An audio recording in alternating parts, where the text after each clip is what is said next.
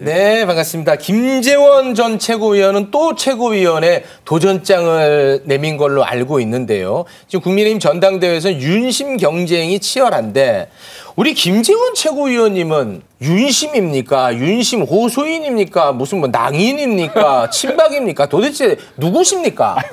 저는 잡윤이에요. 잡윤. 예? 그게 뭐예요? 뭔 말이에요? 윤석열이 잡아놓으려고 했던 사람. 그리고 또 제가 윤석열 손을 잡아야 된다고 주장했던 사람. 그래서 잡윤. 아니, 메시지 정리가 좀 잘 안 된 것 같아요. 지금 예민한 시기인데 메시지 정리를 좀 깔끔하게 하셔야 될 것 같네요. 네. 그래서 이제 뭐 윤심이니 윤심 호소인이니 이런 것만 가지고 전당대회를 계속 끌고 가는 것은 좋지는 않은 것 같아요. 그래서 이제 그런 논란에 같이 빠져들어서는 안 되겠다는 생각이 있어요. 거리를 두고 계시는군요. 아니요, 이제 저도 뭐 윤심을 온몸으로 받고 있다면이야 뭐 좋겠지만 나도 그렇다고 달려들었다가는 뭐 그렇게 좋은 지금 상황이 아닌 것 같아요. 당 전체가. 뭔가 차별화를 두고 도전을 하시는 거군요. 굉장히 진솔해지셨습니다. 네? 진솔해지셨어요. 아니, 당원분들을 향한 뭐 메시지 같기도 하고요. 너무 진솔하게 말씀하셔서 제가 좀 당황했습니다. 이 선거운동에 나선 사람은 굉장히 진실해야 돼요. 그렇지 않으면 유권자의 눈이 매처럼 매섭거든요. 근데 최근에 김기현 의원은 약간 좀 메시지가 약간 좀 거짓에 가까운 말을 해가지고 표를 얻은 입장에서는 뭐 고양이 손이라도 빌리고 싶은데 남진 손이 탐이 안 나겠어요. 알겠습니다. 바로 그러면 감정 발언 확인해 보도록 하겠습니다.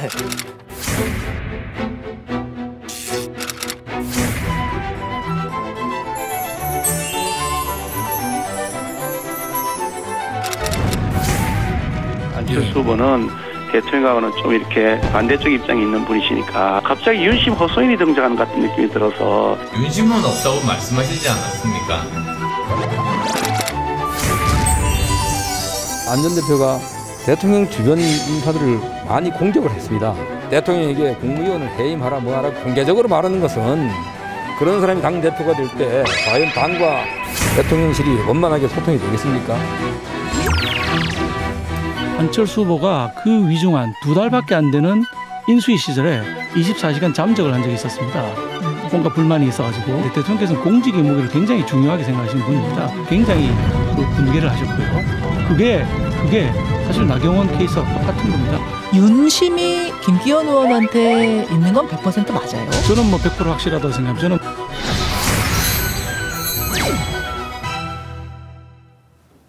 네, 나경원 전 의원을 향했던 칼날이 이제는 안철수 의원을 향하는 것 같은 느낌이 있습니다. 윤핵관으로 알려져 있죠. 박수영 국민의힘 의원이 윤심은 100% 김기현이다 라는 발언을 했습니다. 이 발언의 감정가 지금 바로 매겨 보겠습니다. 자, 박수영 의원의 주장을 또 보자면 윤석열 대통령이 안철수 의원과 차 한 잔, 밥 한 번 먹지 않은 이유가 이미 인수위 시절에 마음이 상해서다. 이렇게 또 주장을 했습니다. 이어서. 자, 박수영 국민의힘 의원의 발언에 대한 감정가 바로 확인해 보겠습니다. 33만 3,220원입니다. 김재원 의원님은. 우리 김성애 의원 23억 955만 6,910 위안. 위안이요? 예, 중국 화폐 단위죠. 우리나라 돈으로 대략 4,200억. 그럼 무슨 4,200억이냐? 이 얘기는 모택동의 이야기로부터 시작됩니다. 저 새는 해로운 새다. 라고 모택동이 참새를 가리키면서 이 운동이 시작이 됩니다. 그래서 전국에 있는 참새를 잡아들이기 시작해서 1년 동안 2억 1,000마리의 참새를 잡아들였습니다. 참새가 벼 이상을 먹는다고 해서? 참새가 해로운 새라고 해서 그 새를 다 쓸어버리고 난 다음에 어떻게 됐느냐. 2억 1,000마리의 새를 잡았는데 참새가 한 마리 가격이 2,000원 정도 하거든요. 그래서 이제 그때 없어진 참새를 얘기하는 건데 1년 동안 그걸 없애고 나서 메뚜기 떼가 창궐을 하고 재해가 일어나서 그 뒤로 있었던 몇 년간의 기근을 거쳐서 3천만 명이 목숨을 잃습니다. 지금 윤석열 대통령과 대통령실과 윤핵관들이 하고 있는 저자는 반윤이다. 저자도 반윤이고 저자도 반윤이다. 이것이 어떤 후폭풍을 가져오게 될지를 딱 보여주는 숫자라고 생각합니다. 김재원 최고위원한테 향한 건 아니죠, 지금? 그래서 제가 옆에 네, 비껴갔습니다. 제가 봤습니다. 제가 손가락 끝을 잘 봤어요. 그래도 돈은 많이 벌었네요. 네. 자, 설명 좀 부탁드리겠습니다. 저는 이게 이제 그 순도 100% 금 한돈 가격이거든요. 윤심은 100% 김기현이다. 그럼 금과 옥조로 이 말을 그 새겨 듣고 정말 선거운동에서 끝까지 윤심으로 그 선거운동을 하겠다라는 그런 의미인 것 같은데요. 지금까지는 이것이 통했어요. 네. 뭐냐 하면 그 국민의힘 당원들을 대상으로 하는 선거운동이기 때문에 국민의힘 당원들은 사실 윤석열 대통령이 좀 정권을 이제 담당했기 때문에 정권을 계속적으로 잘 유지하고 또 집권당으로서도 역할을 잘 하고 대통령과도 친밀하고 또 의사소통을 잘하면서 국정도 안정적으로 끌고 가기를 원하는 분들이 대다수라고 보거든요. 네. 그러니까 이제 윤심이라고 하면 1차적으로는 분명히 효과가 있고 또 그것이 김기현 후보가 사실 1위로 올라서는 여론조사 1위로 올라서는 그 추동력을 발휘한 것도 맞거든요. 네. 근데 이제 앞으로 이것을 금과 옥조로 순도 100% 금으로 계속 끌고 가는 것이 어느 정도 통할지는 네. 지금부터 잘 관리해야 된다고 보죠. 네. 이것만 계속 주장하면 식상하니까 또 다른 알겠습니다. 국면 전환이 필요하지 않을까 싶습니다. 근데 제가 진짜 궁금한 게 있는데요. 이준석, 유승민, 나경원 이 세 분은 뭐 비윤이다 반윤이다고 해서 공격을 했습니다. 근데 지금 안철수 의원은요. 윤심팔이 하지 말라고 또 공격을 해요. 아니 뭐 어쩌라는 거죠? 비윤도 안 돼, 윤심팔이도 안 돼. 뭐 해야 돼요? 100% 윤심은 이쪽인데 왜 당신이 윤심이라고 주장하느냐라는 데 대한 공격이라고 하는 것이지 그에 대해서 어떻게 하라고 요구하는 것은 아니라고 봅니다. 네. 다만 참칭하지 마라. 그러니까 윤심 얘기는 윤핵관만 할 수 있다 이런 얘기예요? 뭐 그런 취지인 것 같아요. 연대 보증인인데 할 수 있잖아요. 단일화했는데. 근데 어쨌든 하여튼 저 지금 이철규 의원 주장 또 박수영 의원 주장은 안철수 후보는 진정한 윤심이 아니다. 그러므로 혹시 이분을 선택하면 가짜를 선택하는 것이다. 이런 이제 메시지를 계속 주고 있는 것으로 보여집니다. 그렇게 보인다. 진윤, 친윤 다 안 되고 찍윤만 된다는 거죠. 대통령이 찍으신 분만 그 사람만 찍어라. 그렇습니까? 그런 뜻입니다. 대통령실이 안철수 캠프의 선대위원장을 맡고 있는 김영우 전 의원을 원래 이분이 대통령 직속 국민통합위원회 위원을 하고 계셨는데 거기서 해촉을 했습니다. 근데 계속 이런 반응으로 뭔가 메시지를 주면 오히려 당원들에게 역풍이 불 가능성은 없겠습니까? 근데 역풍이 부는 건 부는 거지만 굉장히 좀 불안한 거예요. 대통령 본인은 국정 지지율이 국민들 상대로 하면 반대율이 50%를 넘어간 상태가 그대로 유지가 되고 윤핵관들이 당내에서 아무리 목소리를 대통령을 뒤에 깔고 외쳐도 지금 당내가 잘 안 움직여서 웅성웅성 되고 있는 상황에 김기현 의원 본인도 본인의 퍼포먼스로 사실 40% 정도 올려졌으면 50까지는 자기 자력으로 올라가야 되는데 이게 무동력 글라이더 같아요. 윤석열 대통령이 끌고 올라가주면 이렇게 가다가 조금씩 내려가고 또 윤핵관이 올려주면 내려가고 그러다 뭐 김장도 했다가 이제 별의별 걸 다 하는데 본인의 동력으로 못 올라가는 상황들이 만들어지면서 이번에도 정확히 보여주는 거죠. 지난번에 나경원 사례 보셨죠? 그때는 해임, 이번엔 해촉. 둘 다 찍윤 아닙니다. 이렇게 외치고 있는 겁니다. 불안감의 발로다. 좀 뭐 불안하기 때문에 뭐라도 하는 상황이라고 봅니다. 조금 안철수 후보 입장에서는 당혹스러울 수도 있는데 반응이 아니 뭐 그것은 국민통합위원회에서 정치적인 뭐 그 논란을 일으키느니 아예 민간인으로서 선거운동에 전념하라는 뜻이다. 이렇게 반응을 했는데요. 요즘 굉장히 여유로워지시고 푸근해지셨어요.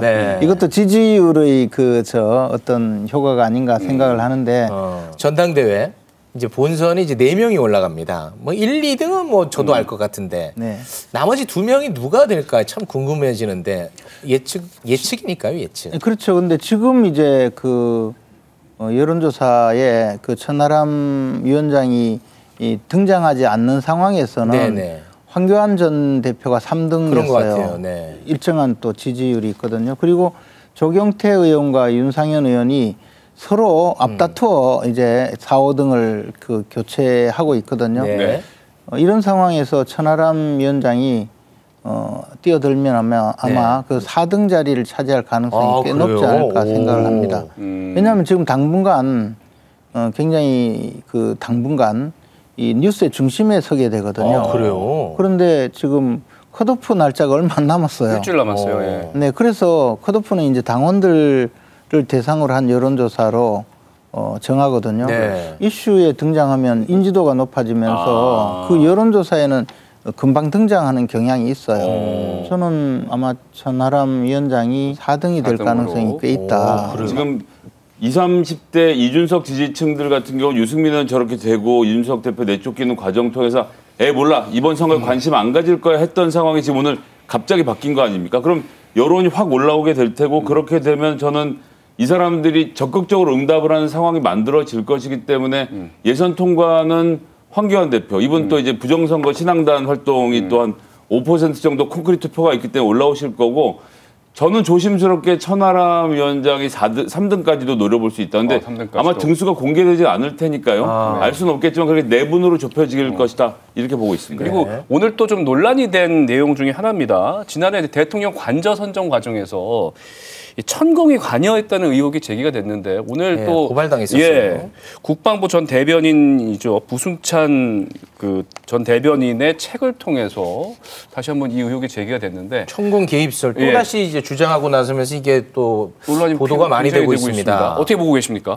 근데 이제 저도 그 뉴스를 보니까 그 국방부 대변인이 자기가 본 것도 아니고 자기도 이제 그 남영신 전 육군참모총장에게 그 이야기를 화장실에서 들었다는 거거든요. 그렇습니다. 그리고 그분도 자기가 직접 본 게 아니고 그 공간을 관리하는 부사관이 보고를 했다. 그러면 실제 봤다고 지금 지목된 사람은 그 부사관 한 분이거든요. 근데 그 부사관 그분은 또 지금 현역이죠. 네, 그런데 또 지금은 조금 말이 달라졌다고 뭐 전해지고 있어요. 입장이 곤란해서 그런 거예요. 그것이 어떤 이유인지 또는 뭐 어떻게 말이 달라진 것인지 아닌지 뭐 말을 하지 않고 있는지 그런 것은 잘 모르겠지만 그러면 결국은 이 사안은 그 부사관 그분이 어떤 내용으로 어떻게 관찰을 한 것인지가 먼저 규명이 되어야 되고 또 하나는 국민의힘에서도 그런 주장을 하고 있던데요. 지난번에 청담동 그 카페 뭐 그 술자리 의혹에서 보면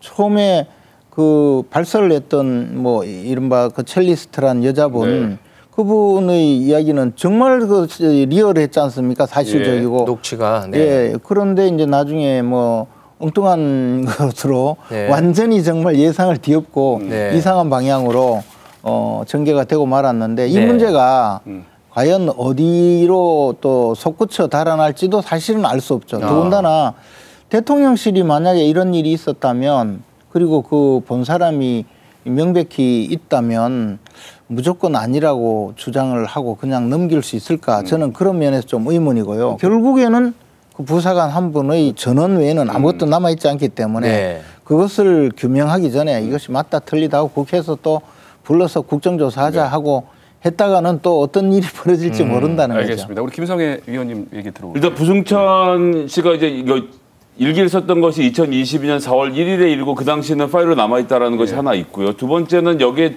새로운 등장인물이 있습니다. 조성식 기자라고 동아일보 신동아를 거치면서 28년 동안 법조에 있었던 굉장히 베테랑 전문 기자인데 이분이 이 건과 관련된 검증과 취재를 담당하면서 부승찬 씨와 함께 협업을 했다는 것인데 카니발 차량 한 대 찾아냈다는 겁니다. 국방부에 출입했던 카니발 차량이 나오고 그리고 또 여기 함께 동행했던 분이 한 분 더 있는데 윤핵관 중에 제가 뭐 오늘 실명을 거론하기는 좀 곤란하겠습니다만 이분이 등장해서 이렇게 함께 다녔다는 것인데 셋 중에 누구와 누구 조합으로 갔는지에 대해서는 밝혀진 바가 없습니다만 그럼 이 사실을 놓고 사실은 CCTV 얘기를 하는데 그걸 떠나서요. 이 차 번호 같은 경우 보안시설에 나오면서 사진이 다 찍혀서 이 파일이 저장되어 있거든요. 이 내역을 공개해서 이 문제 카니발 차량이 있었는지 이게 또 의원의 차량이 맞는지가 확인이 되면 1차적인 검증이 된다라고 보고요. 만에 하나 이게 정말 사실이라고 한다면 이 천공이라는 사람이 대통령실 옮기는데 역할을 했다라는 의심 전 지금까지 한 번도 주장한 적이 없는데요. 이건 좀 심각하게 바라봐야 된다라고 생각합니다. 알겠습니다.